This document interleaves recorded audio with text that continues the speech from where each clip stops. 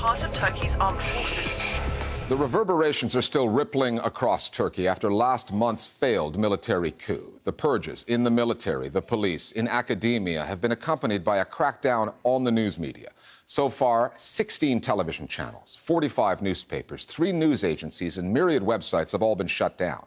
62 journalists have been arrested with more warrants pending. The common thread here is the allegation that those journalists and news outlets are aligned with or sympathetic to the Gulen movement, led by a Turkish cleric in exile in the U.S., Fethullah Gulen.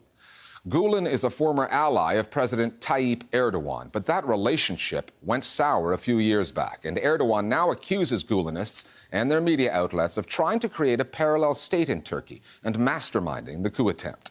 Ultimately, this is a story about the threat to democracy in Turkey, which has proven to be very real, and the proportionality of the government's response to that threat. It also revealed that given a choice between a democratically elected government that has been very tough on the news media and a military coup, Turkish news outlets opted to back the former. Our starting point this week is Istanbul.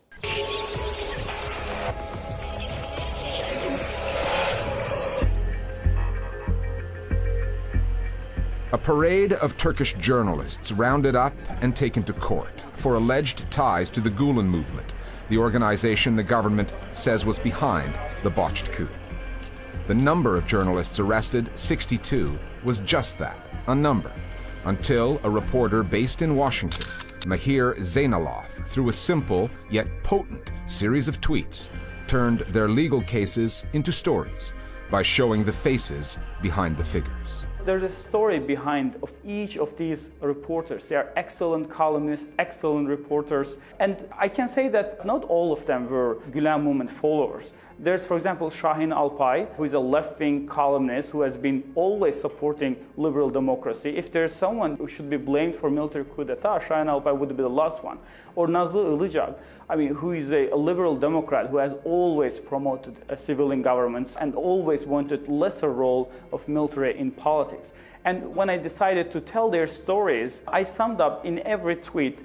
I posted their photos, handcuff photos, and at the end of each tweet, I wrote arrested as the price they paid for standing up to the government. I know Mahir personally, and I know his organization he ties. He's a decent man, but unfortunately, his organization, the newspaper, they are part of this Gülenist organization. We have to understand that this was one of the biggest attacks that happened in modern history of Turkey. Our parliament was bombed. Over 200 people, women, children, and men are killed in streets of Istanbul and Ankara. So this is not a purge. This is not something that's like a taking revenge. No, this is only a judicial process after a terrorist attack. President Erdogan's accusations that Gulen-aligned media outlets are anti-democratic are not new. They've just intensified. For 4 years now, the government has been dismantling Gulen-aligned media, taking over some of those outlets, shutting others down. Their influence had already waned. Up until 2012, however, Gulenist media outlets and Tayyip Erdogan were working hand in hand. Fethullah Gulen, the Islamic cleric, used his social and educational movement to support Erdogan's AK party. Media outlets allied or affiliated with Gulen came later, including Zaman, which grew into Turkey's largest newspaper. In that respect, President Erdogan brought this problem on himself, which he admitted to and apologized for this past week. Açık konuşuyorum. Şahsen ben de katılmadığım pek çok yönleri olmasına rağmen asgari müştereklerde buluşabildiğimiz zannıyla her kesim gibi bunlara yardımcı oldum. Bu hain örgütün gerçek yüzünü çok daha önceden ortaya dökememiş olmanın üzüntüsü içindeyim. Rabbim de milletim de bizi affetsin. Tayyip Erdogan has fallen out with media conglomerates before. In 2009, it was a company called Doğan Yayın that clashed with Erdogan and suddenly found itself with a $1 billion fine for back taxes. Other Turkish media outlets, eager at the time to make nice with the government that was curbing freedom of the press, failed to back Doğan Yayın, and Gulen-owned newspapers and television channels were right there among them. Türk basınına yönelik baskılar... The pressure on the Turkish media didn't begin on the 15th of July. Since 2007, there's been intensive pressure on the mainstream media. And up until 2012, the Gulen movement itself was in part responsible.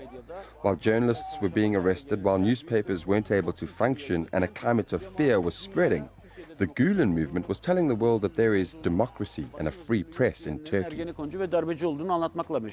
that's particularly the main reason why now liberals and seculars are not really supporting the Gulen movement when the government is trying to crack down on these people. The problem was not that they were promoting the Gulen movement. The problem was that they were not really doing their job professionally.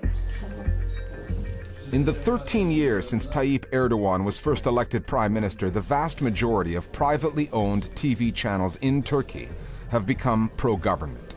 But on the night of the coup, even channels like CNN Turk, still owned by Doğan Yan, backed their democratically elected government over the plotters, who took over the state-owned channel TRT and reportedly forced this anchorwoman to read their statement at gunpoint.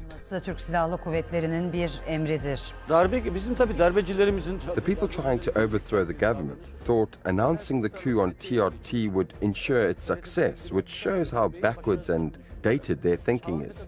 By the time the soldiers had captured the TRT building, the coup was being repelled on the screens of independent and private media channels. The president called in to CNN Turk via FaceTime to urge his supporters to go out in the streets and stop the coup. Indeed, the coup was overthrown by the CNN Turk broadcast. CNN Türk ekranında biraz da çökertilmiş oldu. I think that was a real moment in Turkish journalism where you had television stations that were pro-government and against the government standing together, and in the light of the threat to their own safety as well, continuing with their broadcasts against the coup. On the international media, the president's supporters have complained about the coverage of the coup coming out of the US, which happens to be where Fethullah Gulen lives in self-imposed exile. A popular theory both in Turkish media Artık neredeyse herkesin fikir birliğine vardığı, bu iş olsa bir CIA projesidir tezinin and on the streets is that the United States government was behind the coup and that Washington was out to get President Erdogan. Let's face it, Mr. Gulen is in the United States. The United States, up till now, have not really taken the demands of Turkey with regards to his return and this threat that he constitutes very seriously. Let's also face it that initial reactions coming from US policymakers, particularly the US media, have not really quite understood the significance and trauma of this event. Turkey hasn't seen enough support from international media. International community does not understand what Turkey is going through. We haven't seen that strong statements against an attack to democracy. It makes people to think such theories. And Turkey today is fertile ground for conspiracy theories. Washington's involvement is just one of them. That Gulenists were responsible is an allegation. But the purge, the journalists arrested, the papers and TV channels no longer available, that is reality. And Turks will be living with that reality long after the theories and allegations have proven whether they can stand the test of time. On the download now, our viewers on the media in the aftermath of the failed coup in Turkey. We are proud of the heroic stance of the workers at CNN Turk and TRT that night against the coup. However, there are strong grounds to believe that some journalists were among the coup plotters, and it's only normal that they will be investigated under a due process, and a fair trial will shed light on whether they're really guilty or not.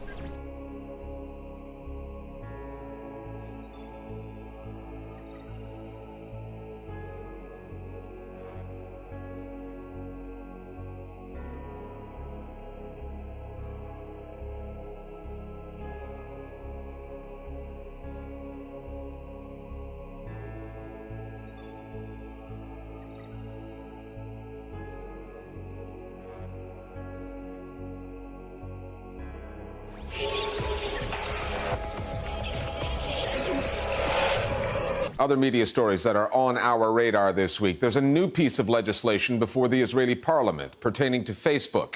that critics say represents a threat to freedom of expression. The bill was co-signed by Security Minister Gilad Erdan and, if passed, would empower courts to compel Facebook and other social media sites to remove content deemed violent and impose a fine on networks that fail to comply. אני בעד שאדון מרק צוקרברג, שאני אומר בצער רב, חלק מהדם של הנרצחים. Early last month, Erdogan went on television to denounce Facebook, just as 5 Israeli and American families whose relatives were killed in attacks in Israel and the occupied territories filed a class action lawsuit in New York seeking $1 billion in damages from Facebook. They argue the social network knowingly provided material support and resources to Hamas, facilitating this terrorist group's ability to communicate and carry out attacks.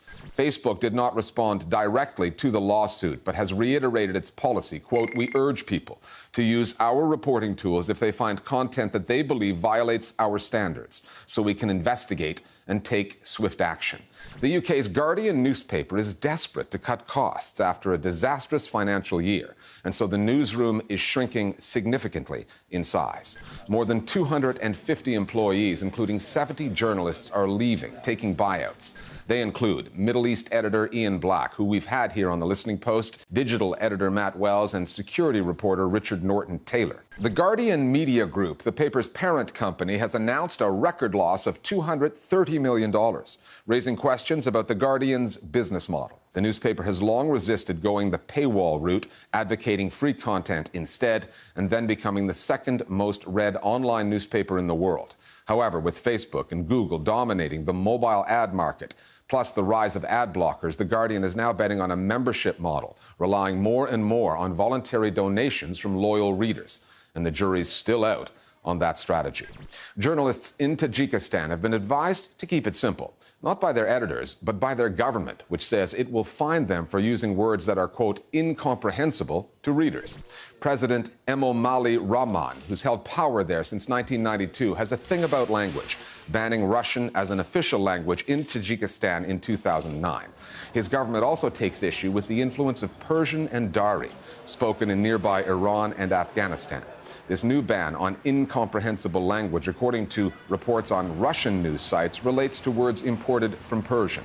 The fines can run up to $100, which is the equivalent to the monthly wage there, and double for the organization those journalists work for.